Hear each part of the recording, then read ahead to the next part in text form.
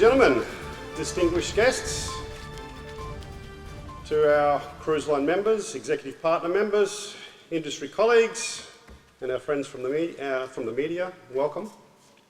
Thank you for joining us for the launch of the 2015 Australian Cruise Industry Source Market Report. It's a very exciting day for all of us. So my name's Brett Jardine, I'm the Commercial Director for CLIA Australasia, the Regional Office of Cruise Lines International Association, CLIA, or as we all love to call it, CLIA. Welcome. I'd like to firstly acknowledge the support of one of our key executive partners, the Port Authority of New South Wales, who are kindly hosting our event here today at the beautiful White Bay Cruise Terminal. Now, last time I was here, there was literally thousands of people mingling in this very spot, dying to get on the ship that was here at the time for their cruise holiday. And of course, they're all part of this data that we're about to show today. But fantastic that we're able to use this as somewhat of a multi-purpose facility. So well done to the Port Authority of New South Wales, and thank you on behalf of the industry for allowing us to use the venue here today. So today sees the launch of our 14th annual report on Australia as a passenger source market, and the fabulous turnout here today confirms that the interest in cruising continues to grow along with our passenger numbers. But before we reveal our 2015 report, please welcome to the stage the CEO of the Port Authority of New South Wales, Grant Gilfillan. Welcome, Grant.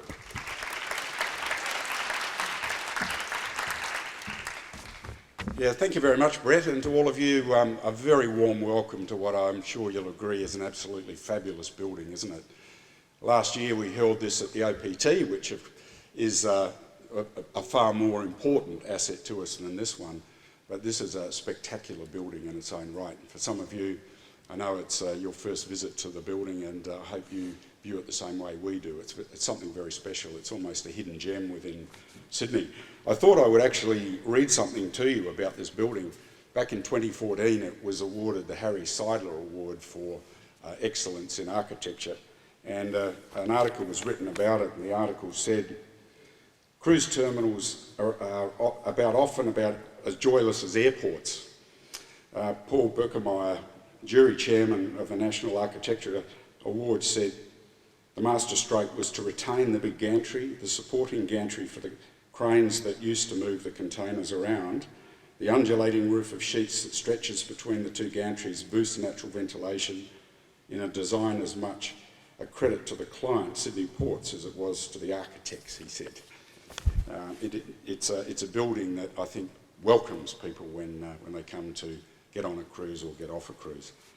Of course, deciding to locate the building here wasn't without its challenges, and you're all aware of what those have been since we opened the facility. The government made a decision to regulate low sulphur fuel a year ago. Not welcomed by everybody. We viewed it in the Port Authority as a necessary and a good decision to implement, because we have to live very close to residents, as you can see there at the top of the hill there. One thing about that it's done is bonded us together with you in the industry far more. We have difficult issues to solve, and we have to do it together, and I appreciate very much the support we got from the cruise industry in implementing what was quite a difficult thing to do. We have to live with the fact we have a nearby community, and we have to do everything we can to make sure we have a social licence to continue to operate here. For this facility to have a future, of course, we have to have smaller ships that can fit under the bridge, and that is the challenge you're all aware of. More and more the ships are getting larger. We're aware of that. We'll be looking in the near future at ways that we can make it more commercially attractive for smaller ships to come in. We recognise there's a market sector there. Our pricing needs to be tailored to make that more attractive for smaller ships. At the moment we're under review with our pricing with IPART, and we'll wait to see what that produces, but internally within the Port Authority we have a strong commitment to looking at how we can help you to grow all sectors of the cruise industry. But of course our Our main terminal is over at the OPT, and we've spent a significant amount of money on that over the last couple of years, and I think I talked about that last year, so I won't talk about it again.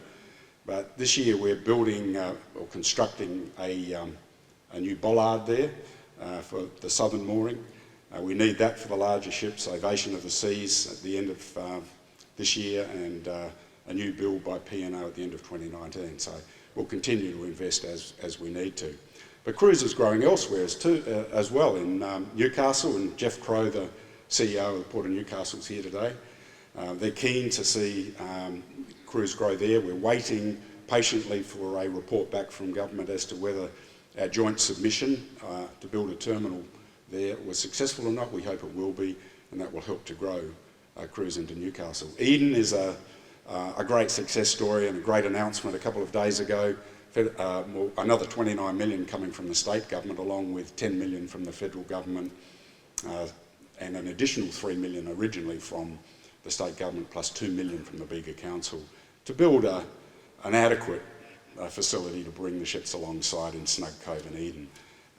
It's a great local economy. There's a great attitude towards cruise in Eden. If you've been there and you've talked to the people, Natalie Godward, who is driving that down in Eden, she's doing a great job of getting the local industry to provide a product that works really well for cruise to come in. So that's a great news story as well. A lot of things happening. Well, today you'll be talking about the success of our industry, and quite rightly so. The simple numbers I will quote was we expect 302 ships by the end of June, and next year 336. Double-digit growth, continue to have double-digit growth.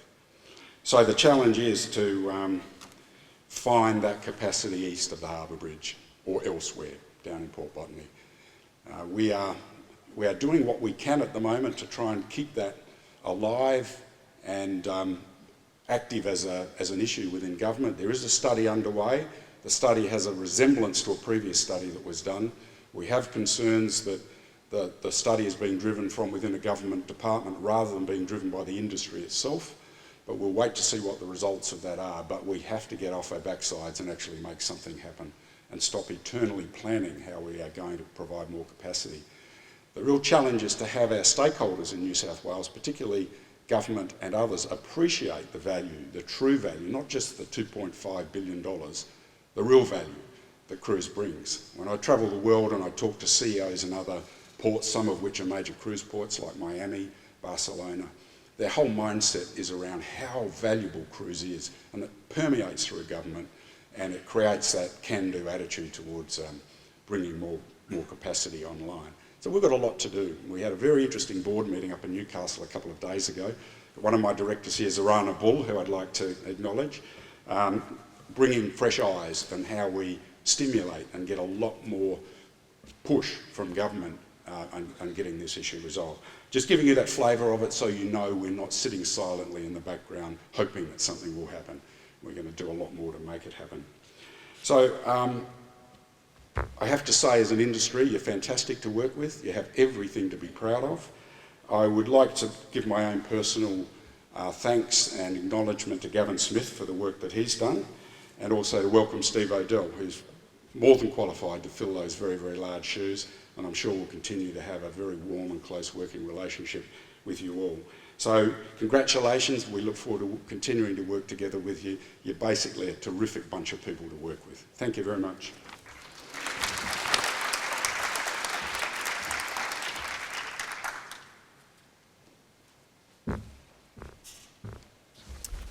Thank you, Grant.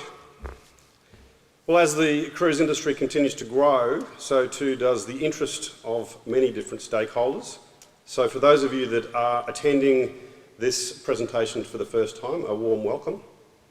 Now, it might just help if I clarify that this report is designed to measure source market data that highlights the size, growth and trends of domestic and outbound Australian cruise passenger numbers only. So what we're presenting today does not address the economic impact of cruising on Australia. We produce a separate report on the economic impact of cruising with our next report due to be released later in the year. Now, in previous years, this source market report has focused on a combination of both river cruise and ocean cruise passenger numbers. Now, I just want to confirm that today we are following a new direction, one that has been requested by our North American head office, to ensure that we are delivering reports that are consistent with what is being delivered by other CLIA officers around the world. And that is that the numbers we present will not include river cruise data. All right, so today's numbers are 100% ocean cruise passengers, no river cruise numbers. What we are doing behind the scenes is working with our CLIA member lines that are involved in the river cruise space, and we are looking to produce a separate report, more in depth, we'd like to see, give us a greater understanding of the river cruise, or the growing river cruise segment. So that will be coming in the next couple of months. For now, to reveal just how we did perform in 2015 with our ocean cruise numbers, I'd like to make a very warm welcome to the stage the Chairman of CLIA Australasia, Steve Odell.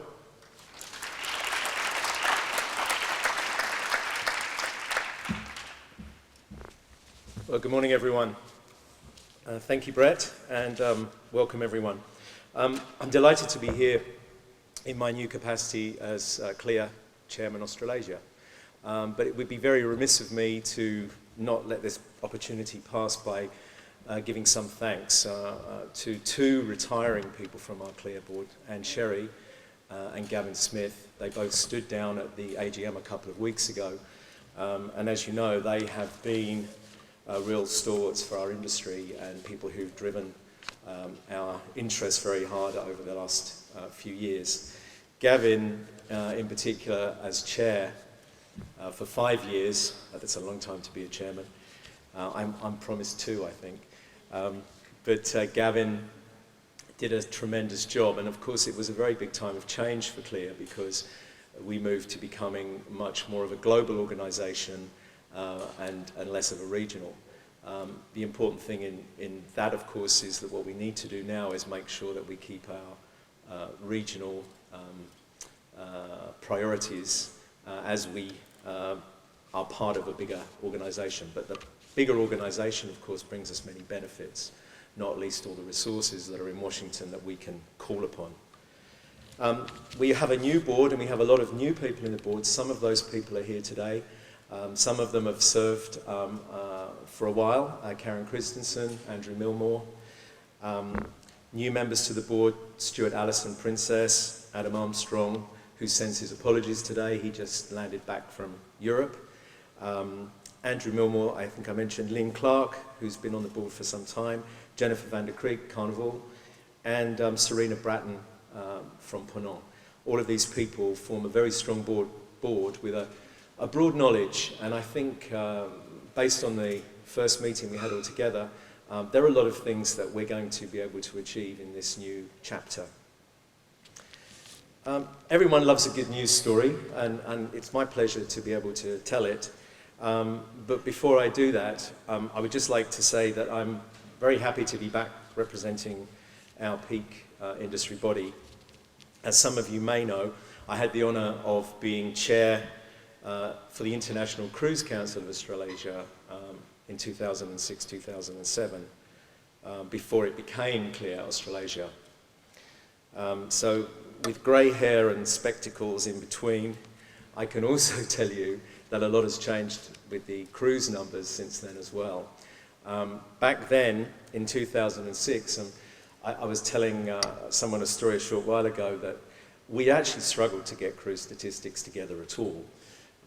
We were all a little bit more protective of our numbers in those days, and some of the calculations were done on the back of cigarette packets, and somehow we managed to pull together a statistics report for the first time. And so it's really impressive to see where we are today, because today we are sharing and we're all using this information, not only for our own businesses, but for our industry. But back in 2006, Australia had 221,000 cruises. You already know the figure from last year, so you can see how much the numbers have grown in a short period of time.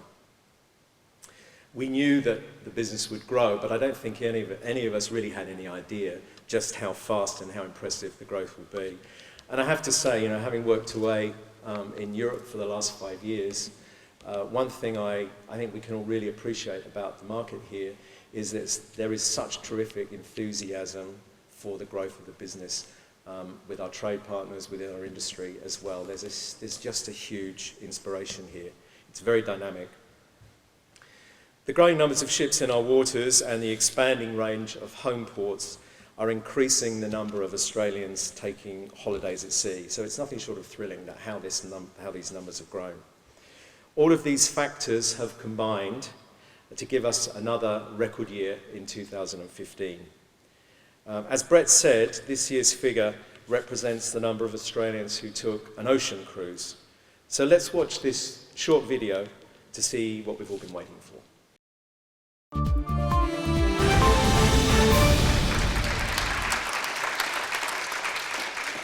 But that's not all the good news. It gets better. The 2015 result equates to an impressive growth rate of 14.6% on 2014, when 923,000 Australians took an ocean cruise. As Brett will show you in a minute, that's the second highest growth rate achieved by an international cruise market last year. The 2015 figure also translates into another record, with Australia clocking up the strongest market penetration globally, with an equivalent of 4.5% of the Australian population taking a cruise in 2015. So that not only puts us at the top of the table, but it also gives us the distinction of being the only cruise region to exceed the 4% figure. So those are the headlines.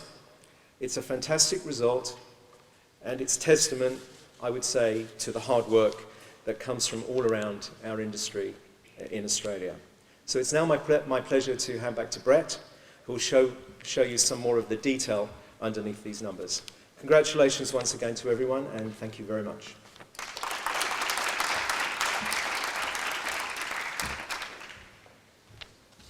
Thank you, Steve, and a warm welcome once again. So before we get into the detail, I just want to point out that all of the data that will be displayed here will be given to you as part of a printed report before you leave. So as I finish, we will hand that out to you along with today's press release. One other thing also, you can tweet as you go if you'd like, using our hashtag AUCruiseStats and our handle @ClearAustralasia, as you can see on the screen there. So as we know, the number of Australian ocean cruise passengers carried by Clear member lines last year rose by a further 14.6% to a new record of 1,058,781. So with this report now focused on ocean cruise passengers only, all data has been updated retrospectively, and you will see that in the printed report as well. What we can see here is that over the last 5 years, Australian ocean cruise passenger numbers have more than doubled, and over the last decade have grown more than 5-fold.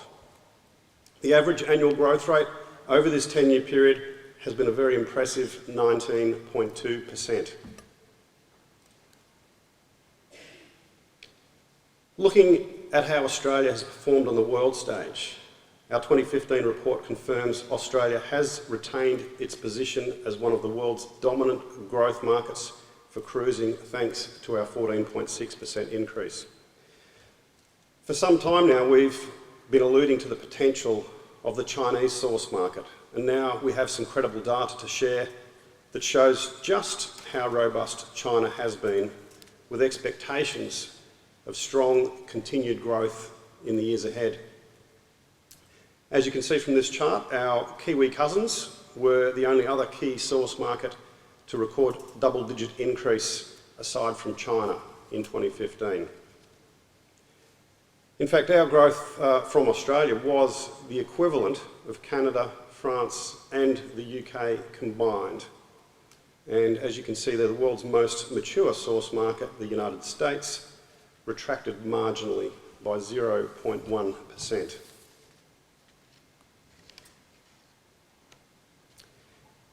In 2015, 23 million passengers took an ocean cruise around the world, and our results show Australia now makes up 4.6% of the global cruise passenger pool, just ahead of a fast-moving China. The USA remains far and away the largest cruise passenger source market, with 11.3 million passengers, followed by Germany with 1.81 million, the UK and Ireland with 1.79 million, Germany and the UK retaining their positions as the second and third largest source markets respectively. As Steve just mentioned, our other great result in 2015 was our market penetration rate. This figure is very closely monitored by cruise industry analysts around the world and is determined quite simply by dividing the number of cruise passengers by the source market's population. This formula gives Australia a 4.5% market penetration rate for 2015, which means Australia continues to be the only nation above the 4% mark. As you can see from the screen, other major penetration rates that sit below Australia's: the USA at 3.5%, UK and Ireland at 2.6%, Germany at 2.2%, Canada at 2%, and New Zealand bringing up sixth place at 1.4%. Getting down to the detail and looking at where Australians chose to cruise in 2015, we can see that the majority of Australian cruise passengers continued to take voyages close to home, with Australia, New Zealand and the South Pacific collectively accounting for 71% of total passenger numbers. Close to 400,000 of these headed to the South Pacific, 270,000 in and around Australia, and more than 100,000 enjoyed a cruise across the Tasman.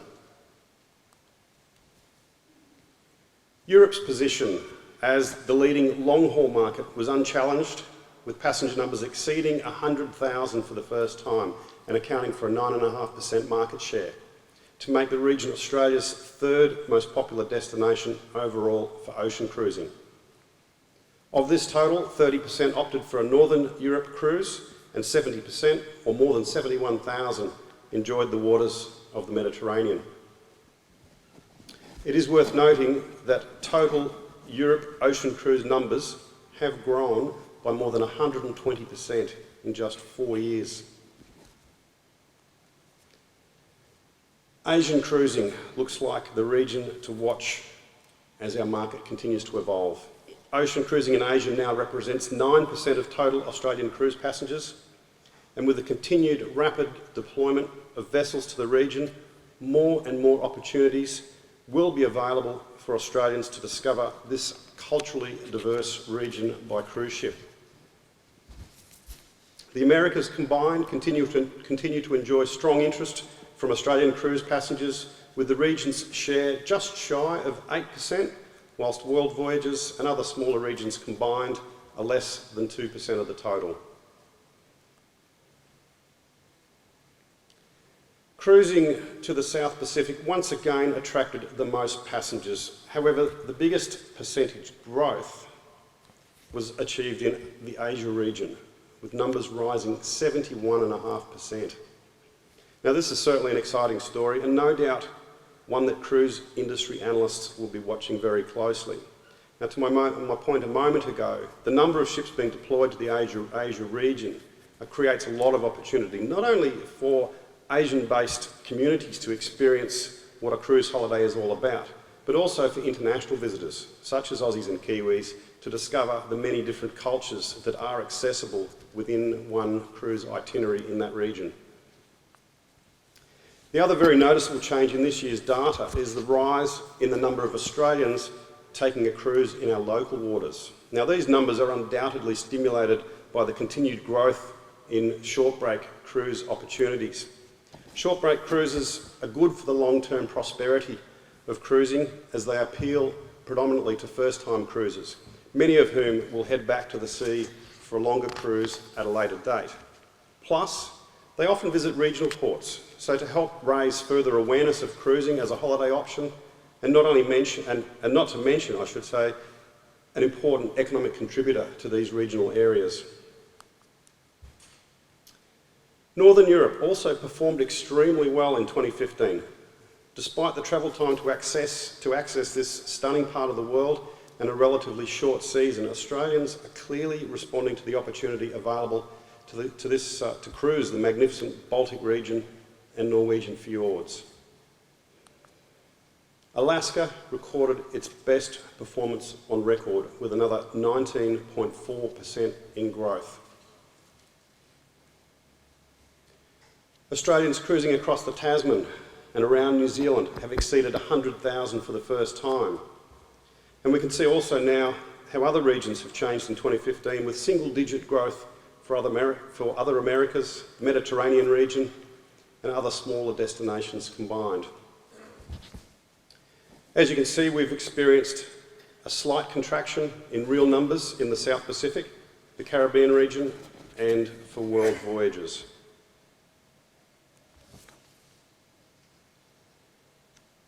We can see here that the number of passengers embarking on cruises under 4 days in duration increased by 25%. Similar to last year, we know this has been driven by the availability of these short break or introductory voyages from close to home. We've seen a 5% growth in 5 to 7 day cruises, whilst passengers embarking on cruises of 8 to 14 days has exceeded segment growth at 13%. All up, Australians cruising for up to 14 days now accounts for 89% of all passengers. Measuring the total number of days passengers spent at sea provides further insight into the Australian cruise market's annual growth. In 2015, Australian passengers spent an estimated 10.4 million days at sea. That was a 16% increase on 2014, or just over 1.4 million extra days at sea. The average cruise length in 2015 was 9.8 days, a slight increase compared to the 9.7 days recorded from 2014.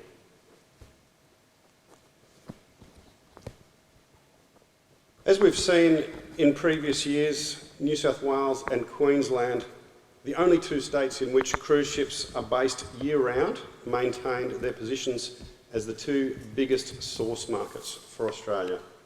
New South Wales contributed 420,000, or just shy of 40% of the total number of Australian cruise passengers, while Queensland accounted for 26.7%.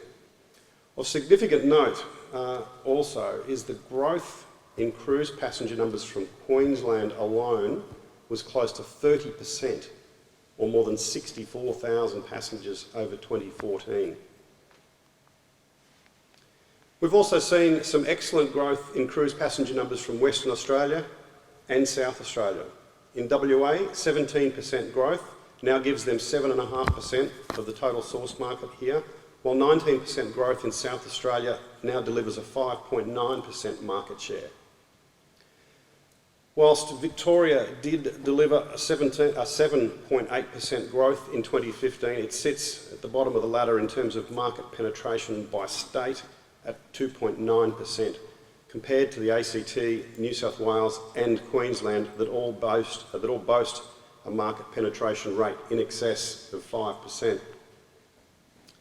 In fact, I should make the point that for the first time, Queensland now leads the states in terms of market penetration, toppling New South Wales, which I've made a little wisecrack here, but I'm not going to say what it is because I know I said the same thing last year and it came back to bite me. So I'll keep my mouth shut and hope that New South Wales does a little bit better in Origin this year than what Queensland is doing with us with our cruise passenger numbers.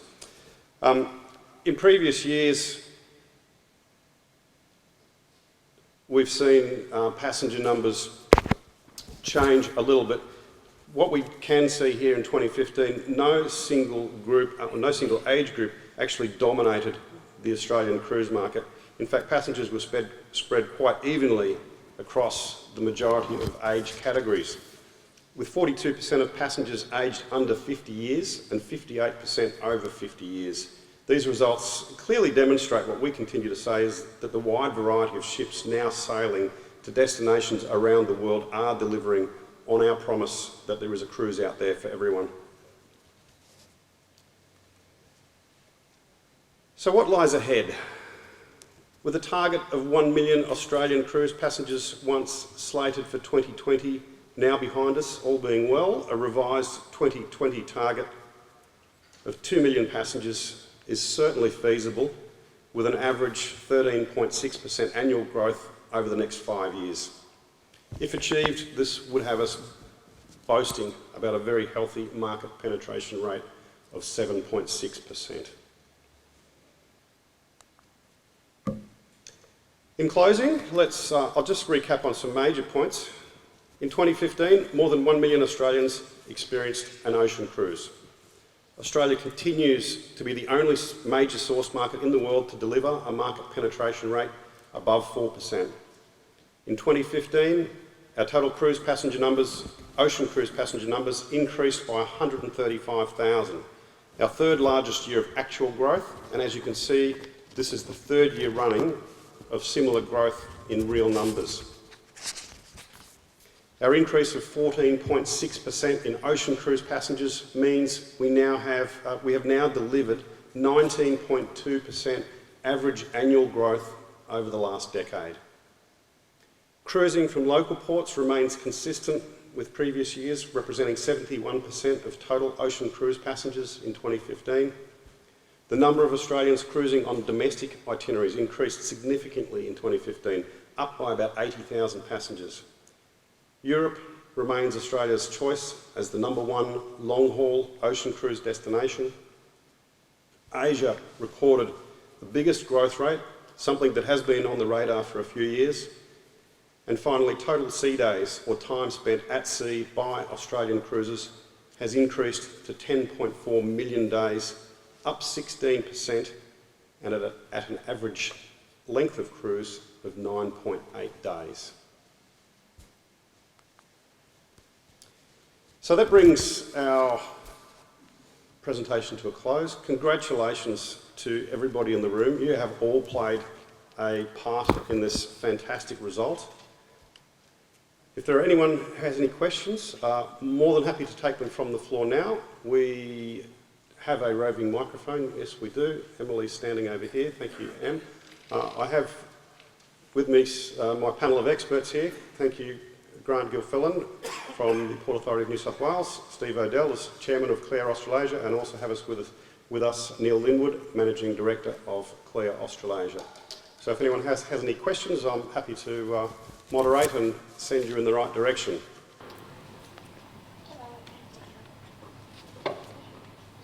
Hi, Angie Kelly. Hi, Angie. Writing a story for traveller.com.au. You say our love affair with cruising is as strong as ever, but we've turned that love to homegrown waters. What are the big ports that are the most popular itineraries? When we say we've turned our love to homegrown, what we're seeing is that the opportunity to cruise locally has grown significantly with the amount of short break cruises on offer, absolutely. But what I would say is we've continued to grow in the international markets. That the 70-30 split that we see between domestic, and I'd describe domestic as home port cruising, which is cruises in and around Australia, New Zealand and the South Pacific, that's consistently been around 70%, give or take a couple of percent for many years, and we've monitored that. So the international business or fly cruise business has been consistent at about 30% of the total of this total market. So, you know, I think we're seeing international cruising still growing at a nice rate. What are the ports though? Sorry, what are the ports that are new? The ports that are new domestically or internationally? Yeah, the domestic ports that Australians are visiting for the first time. Oh, now you're testing me. I think I'd probably palm that to the local brand experts. Angie, someone like to volunteer for a response on what are the best ports domestically that we're seeing growing? Thank you. Stura? I'll say a couple of words on domestic cruising. One sec, Stura, we'll just get you the microphone. Stura Mumel from P&O Cruises. Good morning all. That's loud, is that better? It's a microphone practice, I think. We've developed, opened up a number of new ports. Queensland has been a big focus for us. We opened up Fraser Island recently. We've been to Gladstone and opened up a number of regional ports around Australia. I think the addition of Eden and Aria late last year gave us the opportunity to really spread our footprint all around Australia, and having on ports in Melbourne, Adelaide, Fremantle, and later on Cairns later this year has given us an opportunity to really take Australians to a lot of regional ports around Australia, and that's something that we really have invested heavily in, and it's something that we're going to continue focusing on. Down the front here. Tess, you're out. Em.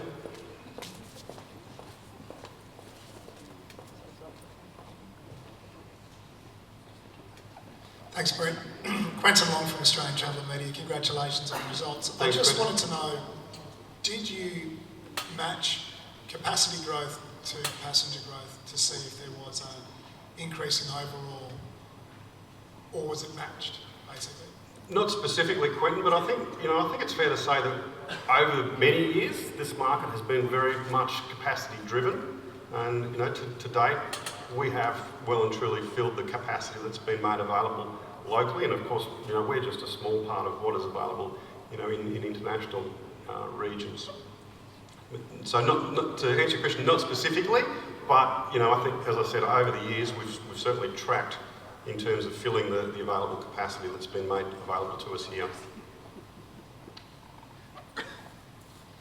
Hi Brett, Tim Ryan, Cruising News. Tim. Interested to see that the Victorian penetration is 16.5% from Australia's second most populous state. And I'm just wondering, other than Carnival Corporation, it's P&O, Princess and Carnival Brands, that's the only company that's actually realising that there's a potential for a lot of market growth in Victoria. So I'm just wondering what other cruise companies are planning to do with Victoria, and also whether there's any pressure to bear on the Victorian port authorities to improve facilities. Good question, Tim. I think potentially all the Victorians have moved to Queensland. No, migration's going the other way actually. Is that right? Yeah. Okay, well there you go, you're one up on me. Too hot. Too hot. And they don't like Origin. They have their own. I can't speak for the specifics from the individual brands and what their plans are in terms of deployments into Victoria. What we do see, particularly from Sydney and Brisbane, where we know that the South Pacific is by far the most popular destination from Australia. So the ships that are a little bit closer to the South Pacific, obviously in building itineraries, it's not as far to go. But as far as, from Brisbane, you can do a 7-night round trip to the South Pacific. From Sydney, it's an extra day in travel, and from Melbourne, it's another day again. Potentially that has a bearing on deployment decisions, but for the specifics of what brands are planning to do in the years ahead, probably best I'll leave that commentary for the individual brands, I think. Grant, yes, you have got a comment for that? Yeah, just something positive to share from a little bit of inside knowledge. I'm aware, and you're all aware, there's a transaction taking place in Melbourne to sell the ports off, and I think the model they're adopting is very similar to what happened here in New South Wales. The main port asset being containers and bulk liquids, etc., will be sold off, and there will be a residual corporation created to look after what the government wants to retain, and I believe they'll be retaining Station Pier. And I believe as part of that, they've looked at what's happened in Sydney, and they're very keen that they put a lot more focus on how to attract more crews into Melbourne, or in and out of Melbourne. So I think that's pretty positive. But something that we've picked up as a port corporation in Sydney is that Sydney has enormous responsibility to provide capacity, because if it can't grow in Sydney, it won't grow anywhere else. It'll grow up to a point, but no cruise company's going to bring cruises here if they can't come into Sydney. So we have a hell of a responsibility. Just behind you, Grant. Ted? Thank you, Brett. I just thought I'd back up Grant's response and Tim's question. You know, back in the 80s, Victoria was around, if I recall correctly, 24% of the national cruise passengers, and yet there were very few deployments out of Melbourne in those days, almost none. It was because Melburnians and other Victorians were flying to Sydney to join their cruises. So it's an interesting development how the northern states completely overtaken the southern states, particularly Victoria, in the past 2 decades. Could I follow up with a question? Yes, absolutely. I just wonder, do you have an average age calculation for all Australians? Not specifically. We know it's now under 50, but not specifically. No, we've shied away from that and kept the data reported in age brackets, in 5-year brackets. We do have a breakdown of the individual brackets, but not a specific number. When we look at, I guess, the number of families cruising and young children, that has an impact on the overall average. So we look at the number under 40, which we have, which is in the report. But to take an average based on one group that's all under 40 versus the rest would be a challenge. Okay, thank you. Yeah, Michael Osborne, mature traveller. Michael, thank you. Probably a question for Grant. What are the plans for public transport to this facility? Excellent question, Grant.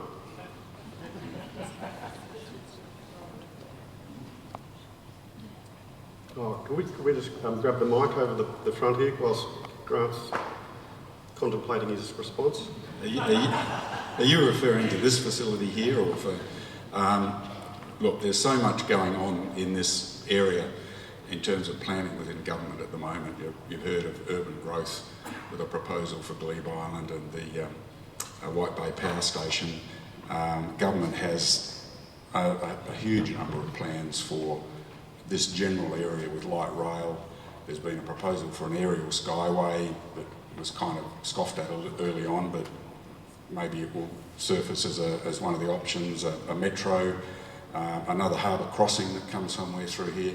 It's almost as if this is the centre of the universe as far as transport is concerned in Sydney. So there's a lot that has to be done. One thing that we're confident of is that the cruise terminal will remain here.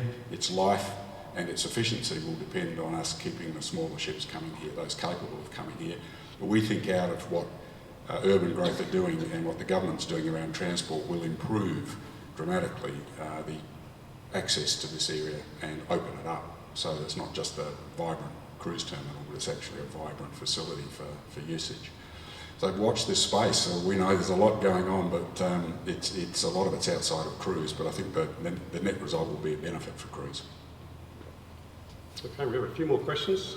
Christian Schweitzer, Travel Daily and Cruise Weekly. Thanks, Christian. Brett, I'm just wondering, what has been the feedback and opinion of the member river cruise lines as to they're no longer being included in the source market report? Very positive, no problem at all. They're very positive and very keen to participate in the development of a river cruise standalone report. Hello, Julia Zayeda from Better Homes and Gardens magazine. Nice to see you. Thank you for joining us. Oh, it's a great pleasure. And I'm sort of new to all the information about cruising and listening delightedly with what's happening. But mine is probably a very simplistic and emotional question. I'm hearing a lot about what is happening, why are people cruising, and why are the numbers increasing? What is the emotional reason? I think there's a one-word answer is great value. More and more people understanding the value that a cruise holiday delivers. We've been blessed by a growing awareness, the ability for cruise lines to deploy ships to the region, and as we discussed a moment ago, we've been very capacity driven over many years. So as more ships have been deployed here, the interest in cruising has grown. We've had obviously strong relationships with the media who like to write about it. We see ships in a beautiful harbour that makes for a nice picture.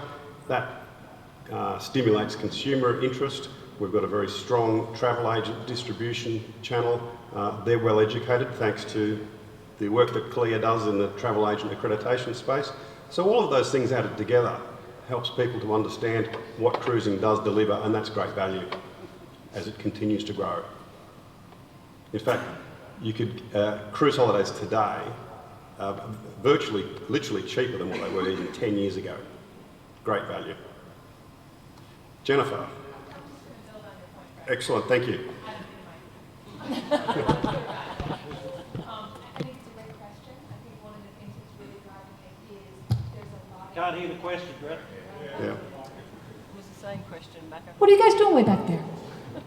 Sorry. Hi, everybody. I'm Jennifer from Carnival Cruise Line. And I just wanted to build on Brett's answer. I think one of the big things is a number of new cruise lines have come in, and there's now lots of different options for different target markets. So people can have the type of guest experience they're looking for, and they can match it with the cruise line. And that has probably had a lot to do with the large growth in cruising over the last 5 years.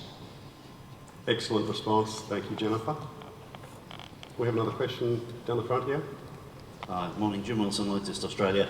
So first of all, congratulations on the astonishing cruise numbers. Over 1 million Australians cruising for the first time ocean going. That's pretty amazing. It seems like Australia is busting out seams in terms of capacity, being able to handle cruise, especially here in Sydney. And I was wondering what the industry's views are on the Garden Island facility. Would you like to invite the Navy to move out? And then if so, what happens with state revenue? Because I understand they get substantial leasing funding. And then what do we do with the Graving Dock, which is $1 billion facility? And also, this report, is this done by the Defence Department? And if so, you know, what we anticipate the report will say. Thank you. I'm going to hand over to Chairman Steve O'Dell. Well, welcome to the job. I mean, you know, this has been one of the most lively debates that we've had over recent years. You know, there isn't a single solution, but we need a solution. Everybody knows that if we're going to grow the business further, then we need a solution east of the bridge. What that solution is made up of a number of options. I think the most important thing today is that the government is engaged in a 25-year plan for the cruise business. We're able to input to that discussion. We are cooperating with all the partners who are involved in it. I mean, there's no question that it's needed because we are, particularly in the summer, at a saturation point. The results of the New South Wales cruise plan will come around September, we understand. And I think the Minister recently was quoted in one of your publications as saying that they are working on some interesting solutions for us. You know, we need a solution. That is the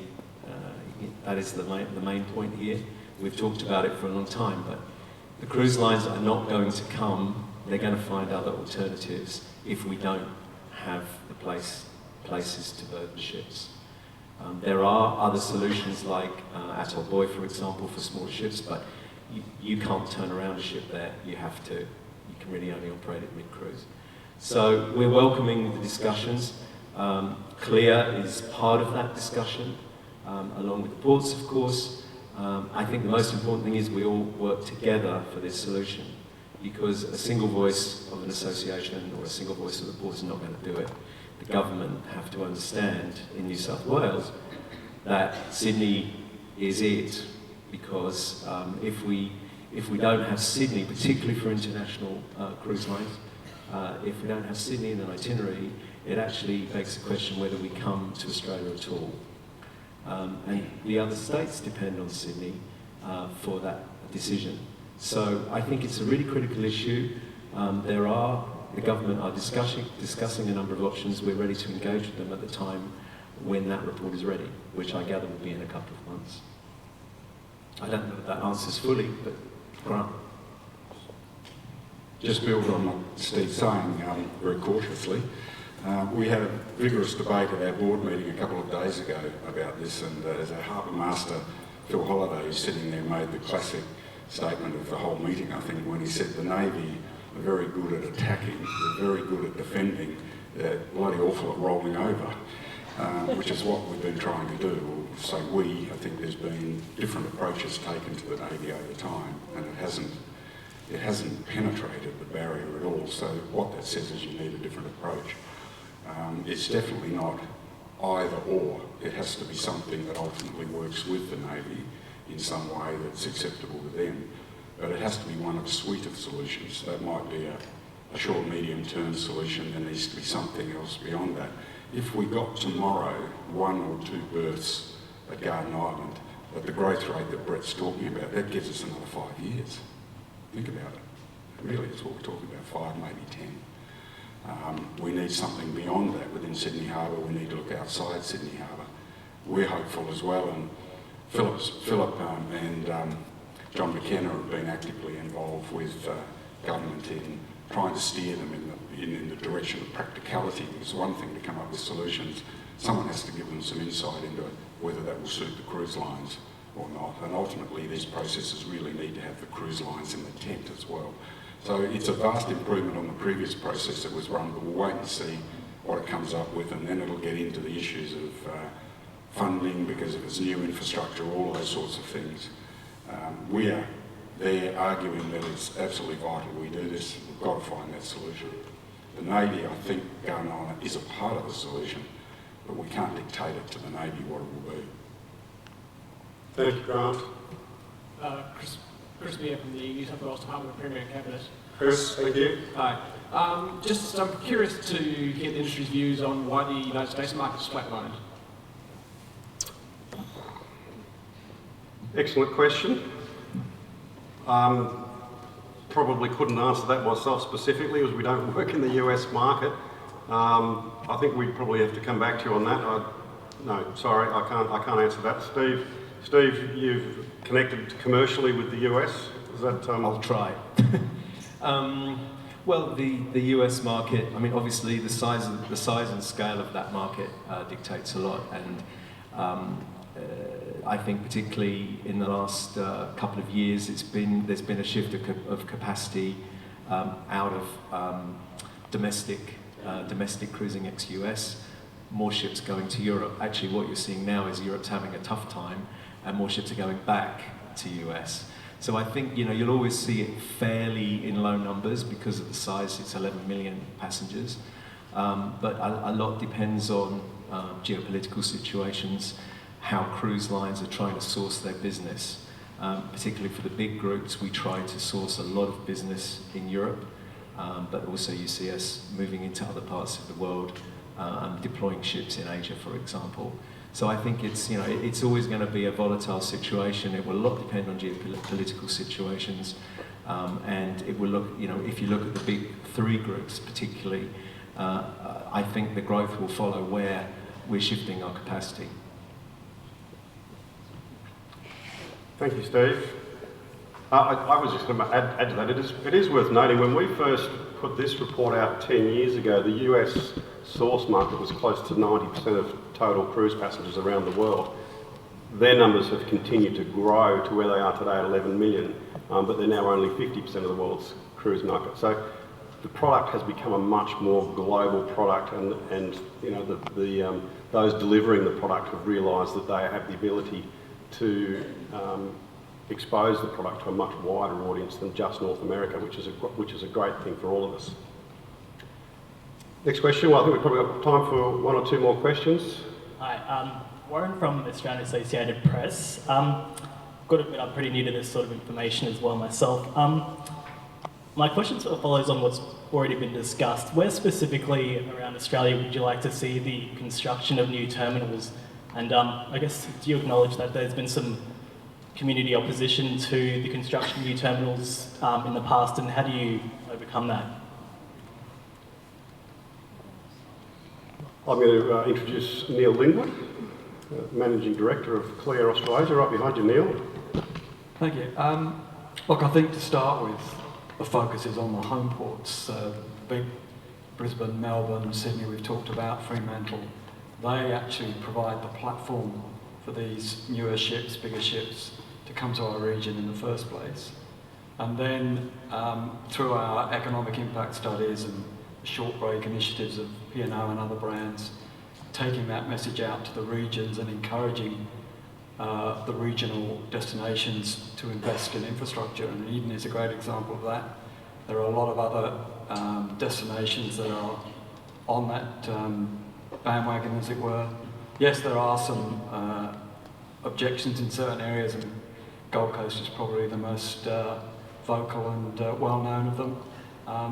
I think we just have to support and work together as an industry to explain what the benefits of bringing cruise to these destinations is, work around some of the objections, and persuade the communities that it's the right thing to do. And so as an industry, that's what we're working on, whether it be in Sydney, whether it be in Brisbane, in all parts of Australia and broadly in the region. New Zealand has got some challenges, and the South Pacific's going to have to keep growing along with us, as well, as you've seen from the size of the destination that is for cruising out of Australia. Ted, last question, or? Well, I was just going to back up what Neil said in the interest of the interesting question we had, that as Neil alluded to this already, but you don't need to build cruise terminals for places that are accepting ships in transit. You only need a decent wharf, because you're not operating a turnaround with changes of passengers and baggage and provisioning and fuel and everything else. So, for example, as Stuart was saying earlier, there are a lot of new ports opening up, principally by P&Os, such as Mornington in Victoria, Portland, Bunbury in West Australia, a whole bunch of places that don't have cruise terminals and really don't need them. You only need a cruise terminal, such as this magnificent building, when you're doing a turnaround, using it as a cruise hub. Okay, well, we've pretty much taken about as much time as we promised we would. Thank you very much for giving up your morning, and congratulations once again to all of you for playing a part in another fantastic result. And we look forward to lots of positive coverage in the 12 months ahead from our friends here in the media. Thank you all for joining us. I wish you all a fabulous day, and look forward to seeing you again this time next year for some more fantastic figures. Thank you.